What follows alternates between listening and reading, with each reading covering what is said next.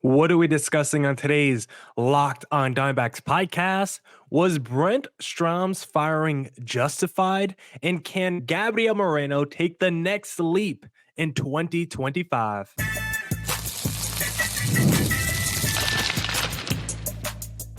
You are Locked on Diamondbacks, your daily Arizona Diamondbacks podcast, part of the Locked on Podcast Network, your team every day. Welcome into the Locked on Diamondbacks podcast, part of the Locked on Podcast Network, your team every day. You're listening to who? The always charismatic host of this podcast, Millard Thomas. This episode is brought to you by Booking.com. Booking.yeah.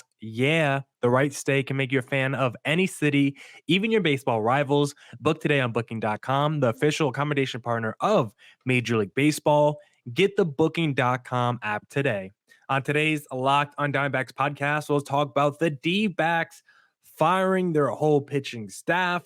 We'll build our Dbacks free agency team. It's going to be one of those exercises where I give you a set limit of money to spend on Dbacks only free agents, and you got to spend the money to build the team of players that you want to come back just amongst Dbacks free agents for 2025. So we'll do that in segment number 2. And then we'll wrap up the pod by doing a little player review on Gabriel Moreno, strengths and weaknesses from this past year, and his goals for 2025. But before we get into any of that, I first want to say thank you for making Locked on Diamondbacks your first listen every day. I would not be able to do this podcast without you, my loyal listeners, sharing, subscribing, reviewing, doing all that so I could do this podcast for you. Thank you. It's free. It's available on all platforms, so please continue to tell your friends. And one of those platforms is YouTube. Please hit subscribe to Locked on Diamondbacks on YouTube. But now let's get into the Locked on Diamondbacks podcast, and let's discuss the D-backs firing their pitching staff and getting off of guys like Brent Strom and some of their other pitching coaches, because as we've been talking about on this podcast, it felt like someone had to fall on the sword for the way that the D-backs finished their 2024 season. And I've been saying on the podcast, I think it should have been Torey Lovullo for the multiple collapses he has this year and 2018, for having one of the worst seasons in franchise history in 2021, for his over-reliance on, platoon matchups and just the way he stacks his lineups, the way his lack of feel for the game. Like, there's a lot of reasons you guys have heard me talk about as to why I don't want to bring back Torey Lovullo next season, especially considering now guys like Tito Francona were out there available as well. He's no longer available, but that could be another guy with ties to the Red Sox organization, Terry Francona, just like a lot of these D-backs front office members like Mike Hazen. He's definitely linked to a Tito, so that could have been a nice little get if the D-backs were able to do that. But they took too long letting go of Torey Lovullo, and instead went in another direction by letting go of the D-backs pitching staff. And that includes Brent Strom, who is not returning to the D-backs next season, and it's easy to see why. And it's not just him. Also, Dan Carlson and Mike Fetters are also gone, but it's pretty easy just in terms of the on-paper narrative as to why Brent Strom needed to go. It's very easy. I mean, one is the reason the D-backs collapsed, right? You had this great season where the D-backs led the league in runs scored. You were so close to the postseason, but you collapsed right before the playoffs started. You ended up missing the postseason entirely. And a big reason why the D-backs struggled to make the playoffs is because the pitching this season was so bad. And who does pitching fall on? Brent Strom. And the D-backs team ERA, the D-backs bullpen ERA, not very good at all this season. And when you look at some of those numbers, like the D-backs starting pitchers this year posted a 4.79 ERA, the fourth worst ERA in the majors this season. Hard to bring back your pitching coach when you have one of the 5 worst rotations according to ERA in baseball, and your bullpen 6th worst ERA at a 4.41 ERA. So if Brent Strom was brought in to be this pitching whisperer and this elite pitching guru, and in his 3rd season, you just miss out on the playoffs because you have one of the worst pitching staffs in Major League Baseball, it's very easy to make the argument that Brent Strom needed to fall on the sword, because I was someone that was very excited when Strom was hired by the D-backs. I thought he was going to change the lives of so many of these D-backs pitchers the way he's done in the past. Because when you looked at the resume of Brent Strom, what did we talk about a ton when he was hired by the D-backs, right? The way he turned good pitchers into Cy Young Award winners. Dallas Keuchel, Justin Verlander. He really propelled the careers of like a Garrett Cole and elevated the success of a Charlie Morton. Like, you looked at his career and he turned really good pitchers into some of the best studs in the sport. And so when he came over to the D-backs, definitely thought the same was going to happen to guys like Zach Gallen and the Merrill Kelly. And we had Madison Bumgarner, right? We thought maybe Brent Strom was going to help him out. And if you go and look at all the D-backs different pitchers under the Brent Strom era, can you really say any of them have gotten better post Brent Strom than what they were doing pre-Strom? I look at Zach Gallen, that first year with Brent Strom, electric. The 2022 season, Zach Gallen had his best year, right? He was absolutely phenomenal with what he was able to do with the D-backs. He had that little scoreless streak, right? We were able to get the bobblehead because of it. And since that 22 season, that first season with Brent Strom, you look at 2023, Zach Allen was great in the first half, shaky in the second half. And then this season, obviously the health was a big issue for Zach Allen, but the command at times with his fastball velocity was up and down.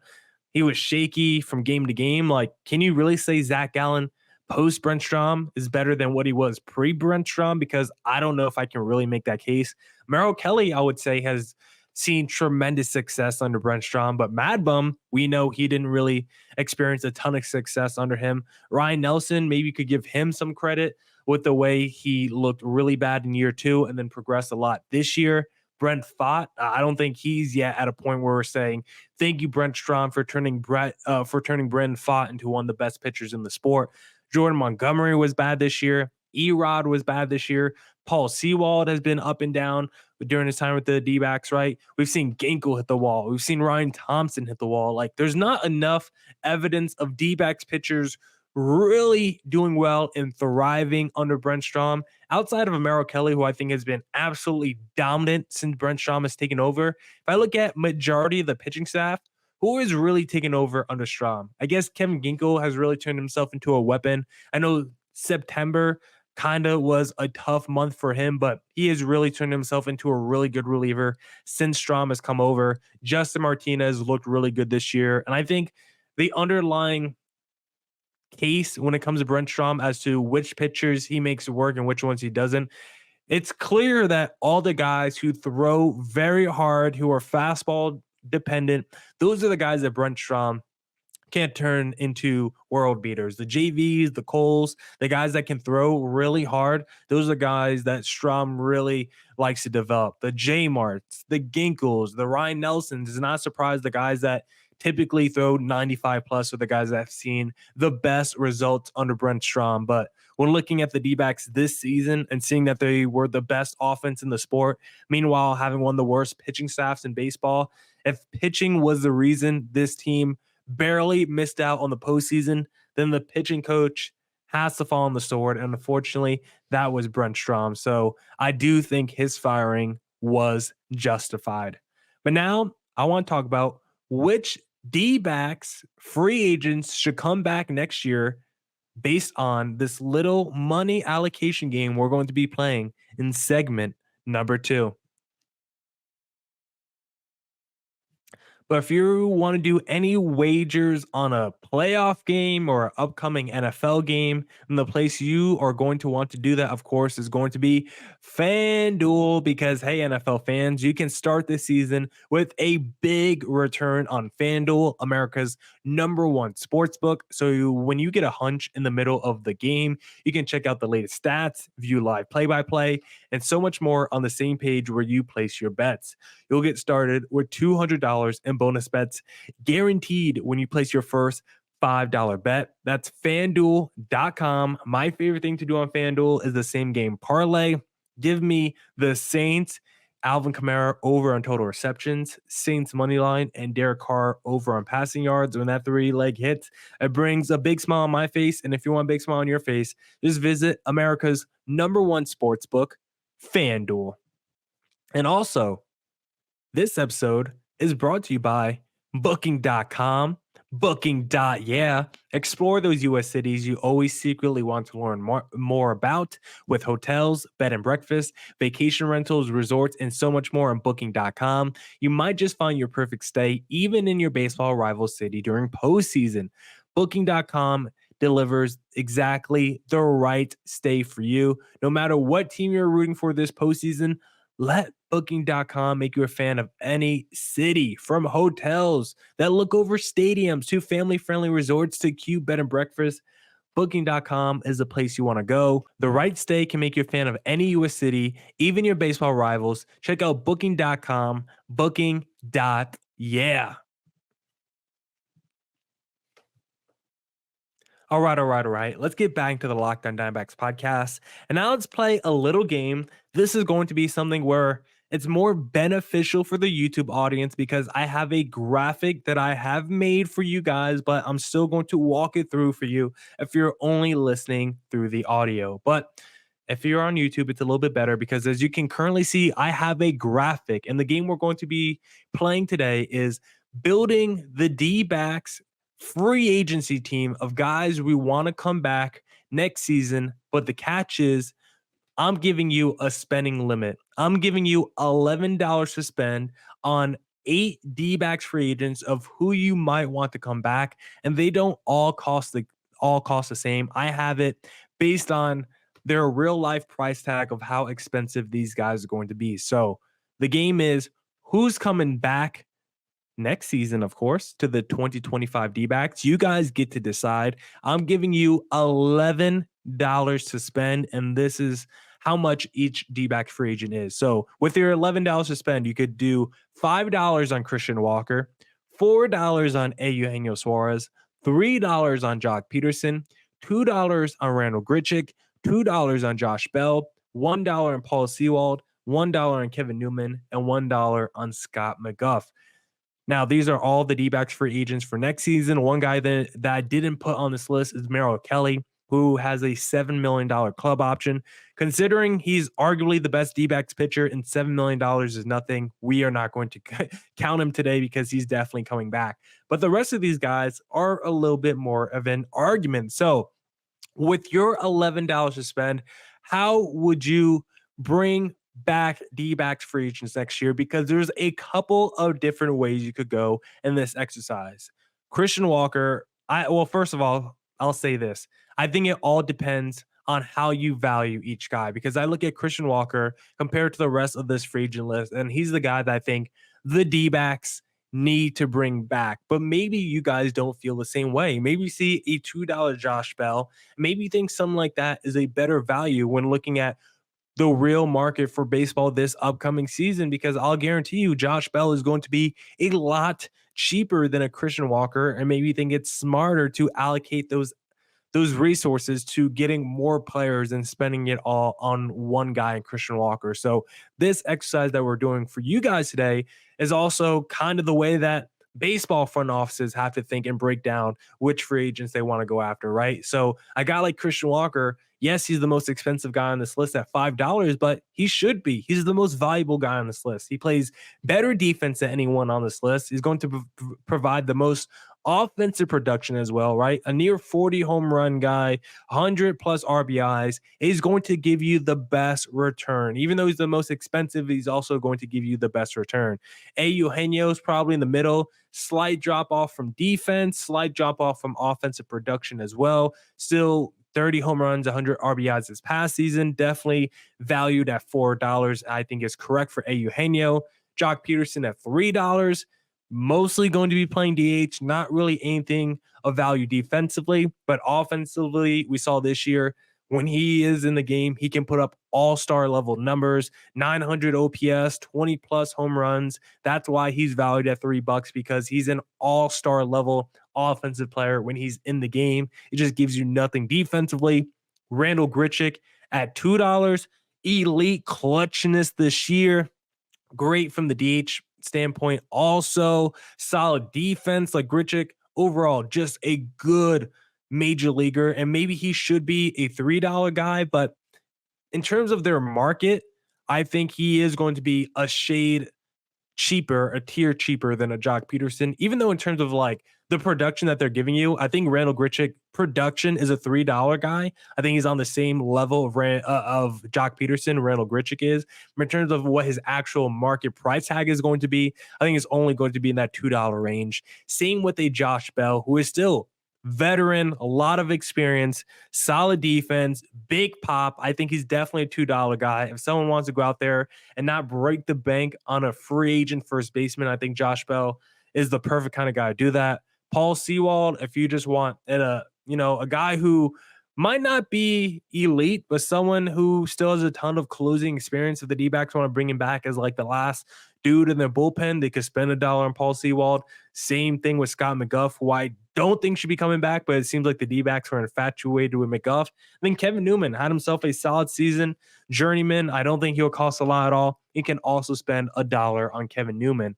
And so how would you guys spend your money to build your team of D-backs free agents come back next year? Because I think a smart way to do it would be Eugenio Suarez, $4, Jock Peterson, $3. Now you're at $7 total. You can still go get Grichuk for $2. That puts you at $9. And then you can still get you a Josh Bell if you want and max out at 11. So now you have Suarez, Jock, Grichuk, and Bell. Or you can go like Suarez, Jock, Bell, and then maybe you want to bring back a Kevin Newman as a bench piece and a Paul Sewald as your last reliever. So there's a lot of different directions you can go in. But I think for me personally, given the limitations of this exercise, the way I would do it, I would pick Christian Walker because I think he's the most valuable guy during this exercise at $5 with the way he could provide offensively and defensively.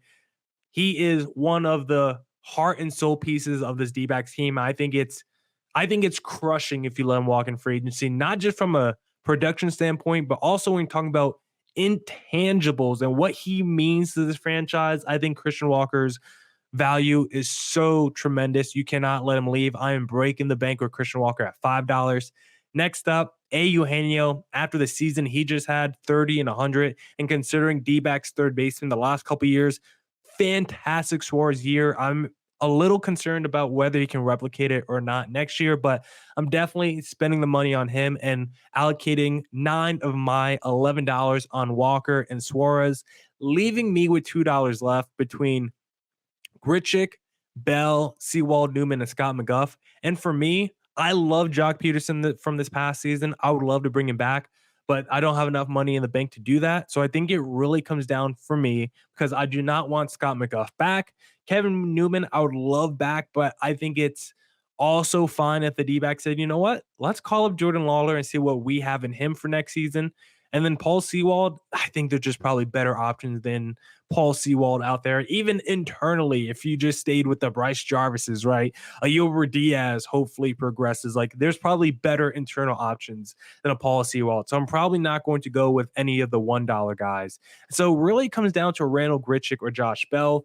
Both those guys could be the D-backs DH for next season. And then Josh Bell, he could be the backup to Christian Walker. Meanwhile, Randall Grichuk, when he's not DHing, could be that fourth outfielder that could spell for a Gurriel or a Carroll, Jake McCarthy, whatever. But for me, I think the choice is Randall Grichuk here. I like Josh Bell, but Grichuk way more balance as an offensive player. What he was able to do in late game situations, I thought was great. Thought defensively, I thought he was fine.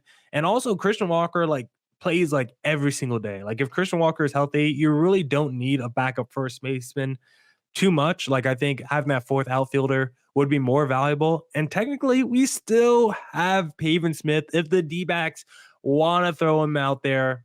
5 games a year at first base just to spell Christian Walker.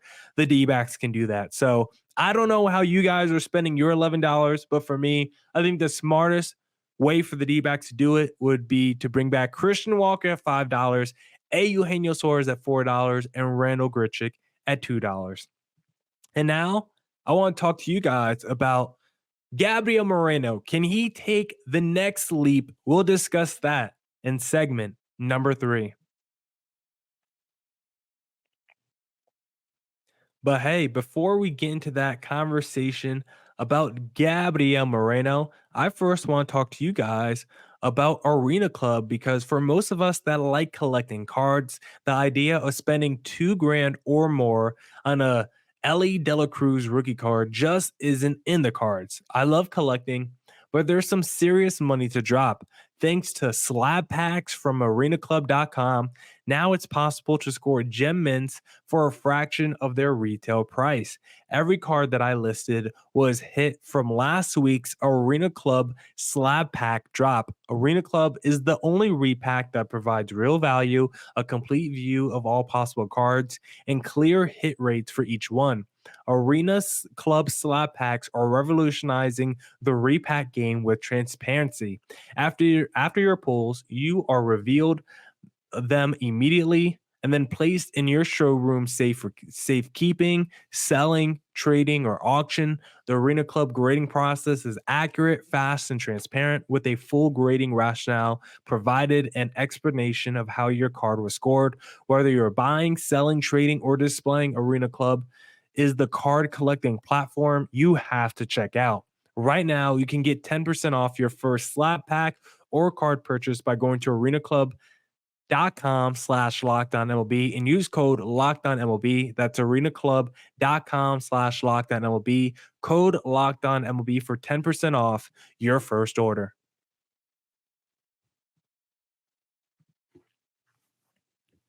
All right.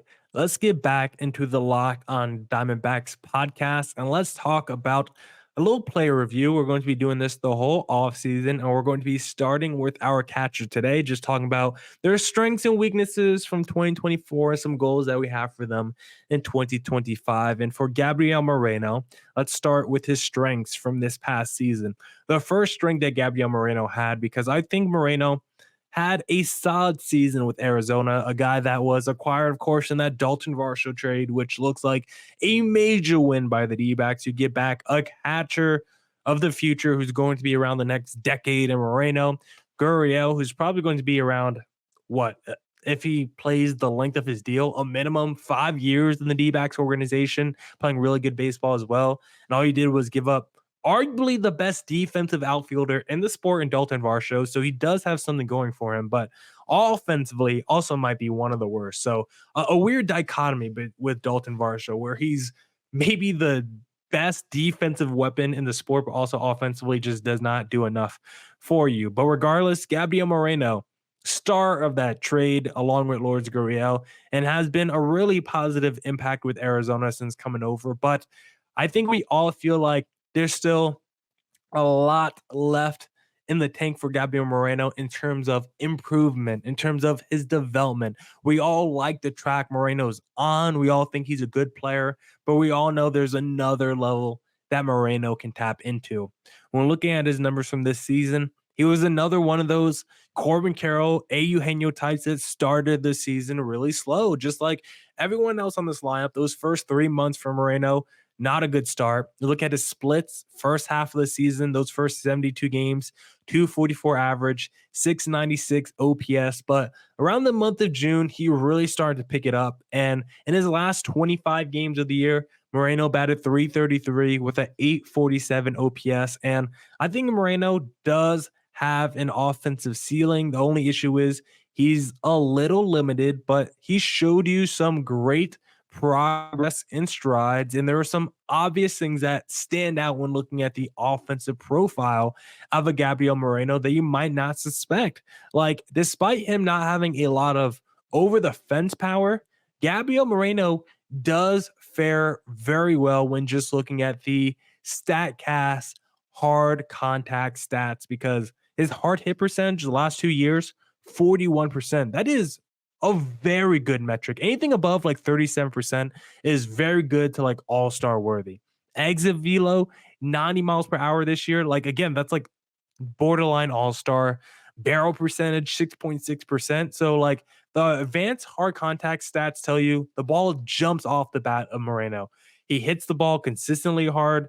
The exit velocity is high. He's getting the barrel to the ball. So like all that is very good for Gabriel Moreno. So despite him not having like over the fence power, he does have a level of power. It just doesn't travel over the fence. It just more travels against the fence, right? Off the wall for Gabriel Moreno. Clutchness was huge for Moreno also this year. Runners in scoring position, Moreno, 81 at bats, 333 average, 935 OPS. High leverage moments this year, 50 at bats, 300 average, 830 OPS. Moreno was absolutely clutch whenever he had those opportunities. And it's a big reason why Torey Lovullo was not afraid to move Moreno up in the lineup, because Moreno really started to pop off this season when Lovullo decided to move him up in the lineup. And I want to know if going forward, if that's something we're going to see a lot more out of Moreno in his future with his D-backs organization, because the splits tell you when Moreno is batting near the top of the lineup for Arizona, he performs really well, and he was great for the D-backs this season as their number 2 hitter. And I'm curious to see if the D-backs want to take that approach again next season, because the sample size wasn't huge, but in 40 at bats this year, Moreno 325 average, and a 938 OPS when batting second. And actually, the numbers when he's just batting top 3 in the lineup, really, really impressive for Moreno. When he's batting, oh,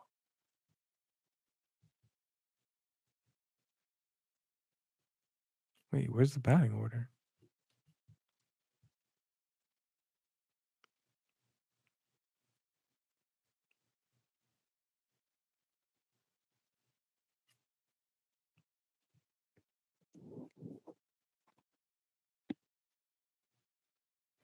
The D-backs did get a decent sample size of seeing Moreno bat second, because he had 86 at bats batting 8th, 77 at bats batting 7th, 59 at bats batting 6th, and 65 at bats batting second. So you got 4 positions kind of equally in terms of at bats for Moreno, where you got to see how he's positioned in the lineup. And batting 8th, 610 OPS, batting 7th, 690 OPS, batting 6th, 578 OPS. But when he bats second for some reason, he batted 415 with a 1075 OPS this season. I just want to know if Torey Lovullo sees that and is like, we just need to get him, especially when it's against left-handed pitching. Not all the time, but against left-handed pitching, to see if that's something we want to do with Moreno going forward. Against the lefties this year, he batted 302 this past season. So if he's going to crush left-handed pitching and bat like that out of the number 2 hole, maybe it's something going forward where you try to put him higher in your lineup against left-handed pitching, because he has absolutely crushed in that area. So those are some of the strengths for Moreno this past season: the clutchness, waited out the 2 hole, the hard contact stats. But what were some of the weaknesses for Moreno's game this past year? One of them is not something that you would expect. I think weakness is not the right term, but his defense this year, not as good as what it was last year, because last year he was the best, number 1 in catching, stealing, running, and catchers above average with caught stealing and caught stealing percentage. Like any metric you looked at last year for catching, for catchers throwing out runners, Moreno was the best in baseball last year.